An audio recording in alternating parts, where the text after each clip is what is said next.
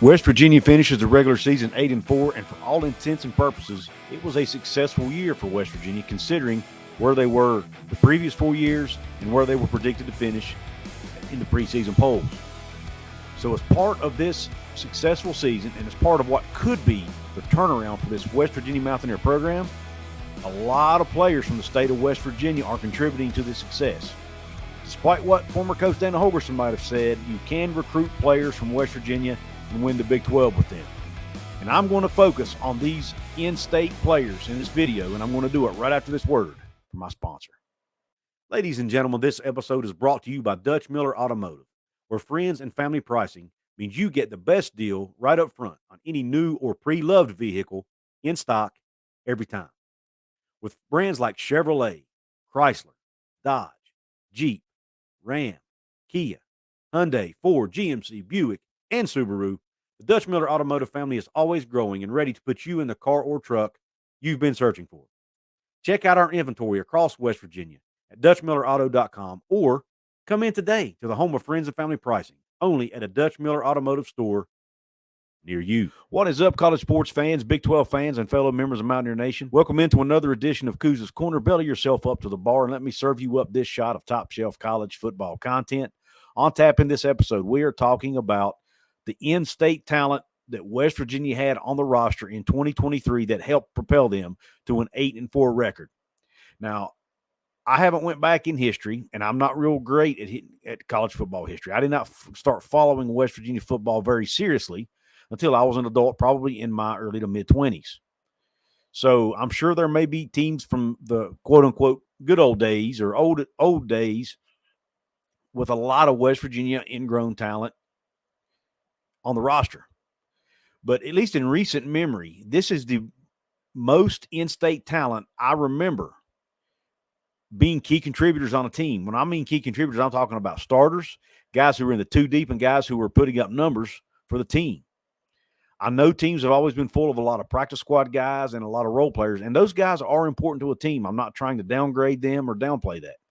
But I'm talking about guys who are actually on the field almost every single game, contributing to the team, or at least in most games.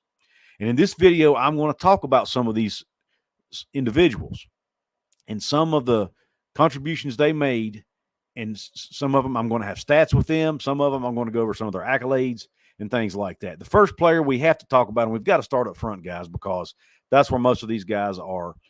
And we've got to start with none other than Zach Frazier. Zach Frazier came into West Virginia as part of the 2020 recruiting class and started 9 of 10 games as a true freshman. That doesn't happen much, folks. It is hard for a true freshman to start on the offensive line at the Power 5 level. West Virginia had not had it happen in over 40 years until Zach Frazier got to campus in 2020. That was the COVID-shortened season, so they only played 10 games, and he started 9 of those 10 games at the guard position. His actual freshman year, which would have been 2021 because 2020 didn't count, 2021 season, he made second-team All-American and second-team All-Big 12. As a sophomore in 2022, he was a first-team All-Big 12 selection. And this year, going into his junior year, he was listed as a preseason All-American, first or second team, depending on the media outlet. He finished the season as an All-Big 12 first-team selection, and he was also first-team All-Big 12 in the preseason. He started 34 out of 35 games in his career, folks, and gave up. Listen to this number. Now, this is through 2022, okay? I don't have the 2023 stats yet, but through 2022, through 35 games, he had given up only 4 sacks during that entire time frame. And I'm sure he probably didn't give up many more, if any at all. I mean, heck, the whole team, I think, only gave up, 8 sacks this year or something like that. So I'm sure Zach Frazier didn't give up many this year either. So kudos to Zach Frazier. We all know how his season ended. The last game against Baylor on the final game-winning drive, Zach Frazier, who had never been injured in his career, at least not enough to miss games. Hudson Clement is trying to get to the sticks to get a first down. Zach Frazier goes and carries Hudson Clement across the first down line, gets injured on the play, has the wherewithal and the toughness, despite a broken bone in his lower leg, to get off the field, hop off the field, so that West Virginia doesn't get the 10-second runoff applied to them. That's quick thinking, that's intelligence, and that's toughness that Zach Frazier showed on that play, and it really embodies what he means to this team and to this state. Now, the second guy staying in the trenches is Doug Nestor. Now, Doug Nestor played right tackle this year for West Virginia. Before that, he played right guard for most of his career. We all know Doug Frazier, most of us at least. Doug Nestor started his career actually at Virginia Tech, was recruited as part of the 2019 class out of Spring Valley High School, went to Virginia Tech his first 2 years. Throughout his career, including his days at Virginia Tech, and this goes through the 2022 season, he had started 41 of 43 games, most being at right guard, like I said, finishing at right tackle for the Mountaineers. He was a preseason All-Big 12 third-team selection by Phil Steele and Athlon going into this season. Doug Nestor, a huge piece of this West Virginia offensive line, a guy who decided to come back home after spending 2 years in Blacksburg because he wanted to play for Neil Brown and his staff.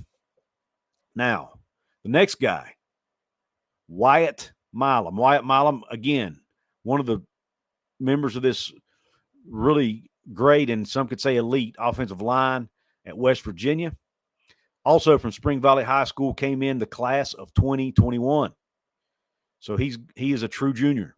Again, started as a freshman a lot at West Virginia. He was a freshman All-American by several outlets after the 2021 season. Played in 12 games and started 8 at right tackle as a true freshman.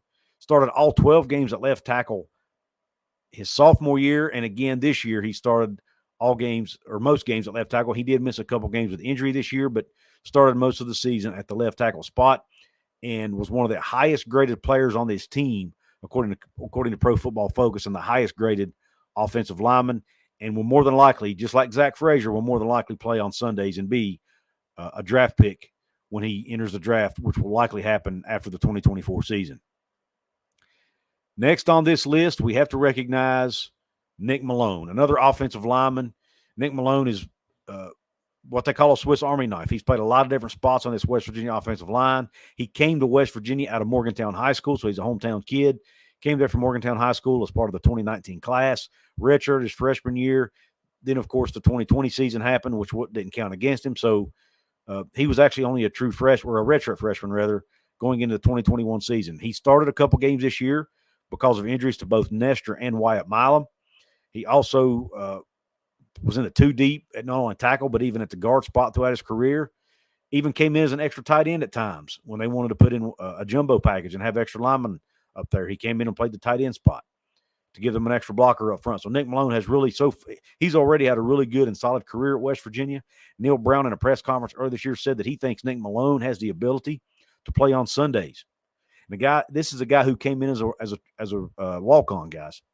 Came in as a walk-on, one of many on this list, or one of several on this list who came in as a walk-on to West Virginia and will leave as a potential star, and according to Neil Brown, could even be a potential NFL player.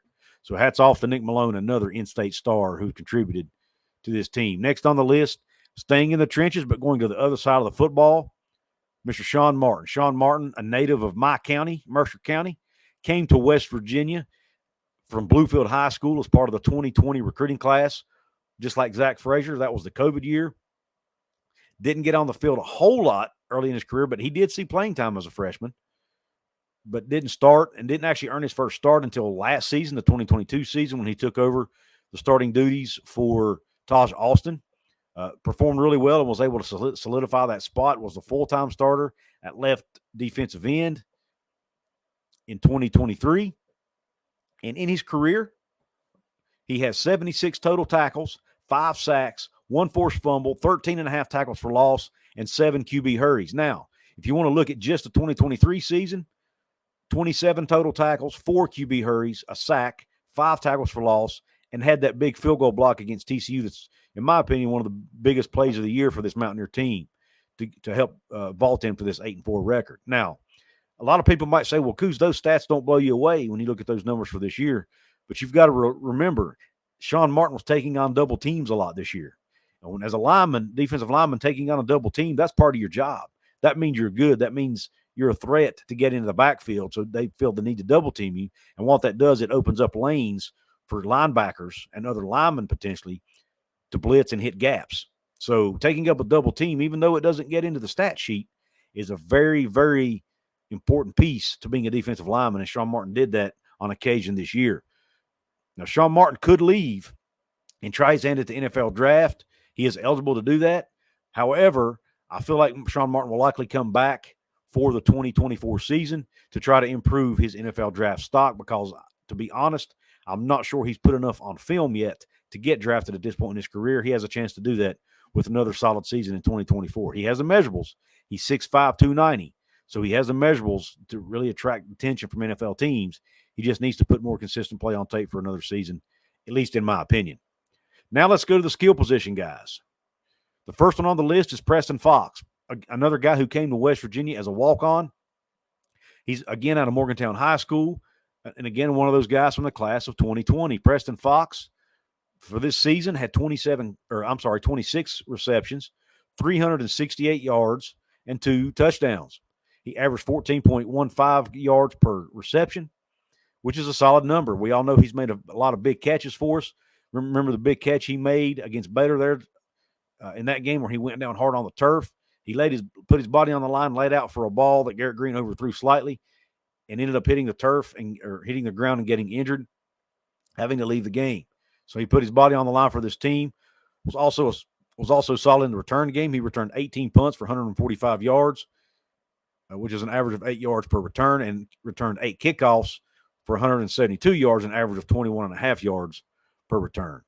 So a solid season for Preston Fox on this Mountaineer team. Now let's look at another guy who used to be a walk-on, and that's Hudson Clement.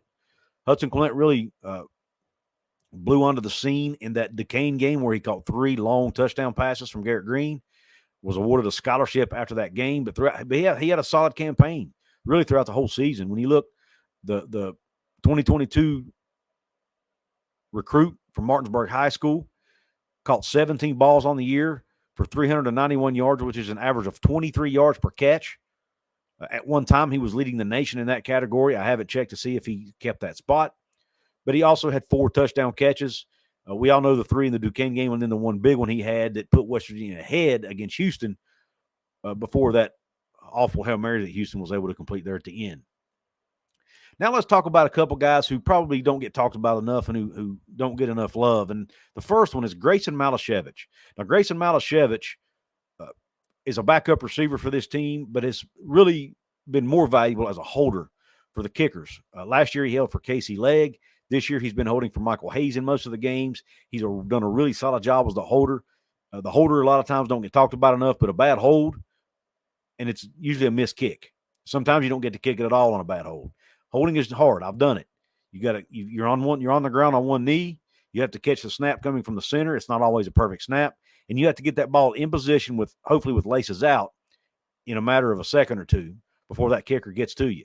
So it's not an easy thing to do, and Grayson Malashevich has done it at a high level for this Mountaineer team.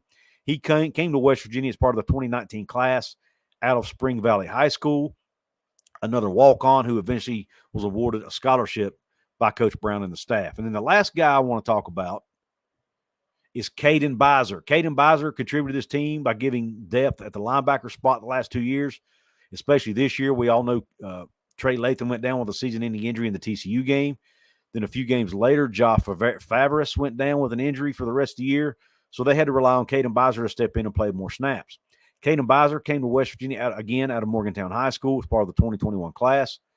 In the 2023 season, he had 19 tackles and a tackle for loss. And last year, the 2022 season, he had added on 8 tackles to his stat sheet. So Caden Bizer has been a solid player for this team. With that being said, guys, I want to listen. There's a lot of other players on this team who may not get attention, who might be walk-ons, who might be role players, who might be practice squad guys that are from West Virginia. Fullback Colin McBee comes to mind. Just one example. So if you've got anybody else you want to list in the comment section that I might have forgotten about, let me know, because I want to give these West Virginia guys the proper love they deserve. I want to give a shout out to my channel members, guys. My channel members, my VIP members here. The 4 members that get a shout out in this episode are Vernon Sheldon Witter, Kenny Evans, Browns and Beers, and PW Riggs. I thank you all for your support. You can join this exclusive club by hitting the join button below. If you don't have a join button, there's a link in the description box that will allow you to join my channel. Also, you can support this channel, guys, and help me keep the lights on here in several ways. One of those ways, also a way to support West Virginia through NIL, and that is ONIT Athlete Trading Cards. Yes, that's right. ONIT Athlete now offering trading cards for your favorite college team, and that includes the West Virginia Mountaineers. And when you order one of these using the link in my description box, order one of these packs using the link in my description box, not only will you be supporting West Virginia student athletes, you'll also be supporting me because I'll make a small commission from the sale. And with the transfer portal getting ready to open, guys, we all know it's going to be chaos. It's going to be really important for these staffs to retain players. A big part of that is NIL money. We all know it. That's the nature of today's game. That's the world we live in. ONIT Athlete is allowing us a way to help support that. We all know about Country Roads Trust. That's a way you can support it. ONIT Athlete Trading Cards is another, and you can do that through my link in the description. If you want to support me for free, guys, you can do that too. You can hit the thumbs up button, which is a like. That really helps that YouTube algorithm. You can drop the comment that I mentioned below. You can share this with your family and friends. Let them know about Kuz's Corner. And last but not least, subscribe. Hit that red, black, white, whatever color it is. Hit the red subscribe button. And if you don't see a subscribe button on your device, go to my description box again. There's a link. There's links for pretty much everything in the description box. Go check them all out. Guys, again, kudos, hats off to these in-state players at West Virginia who have shown, even if they're walk-ons, they can contribute to a winning program at West Virginia University on the gridiron. So kudos to those guys. Special shout-out to them. I really thank you guys for tuning into this episode and allowing me to give that shout-out and give those guys their flowers. I really appreciate you tuning in. I wish you a top shelf day. And until the next episode, Q Country Roads.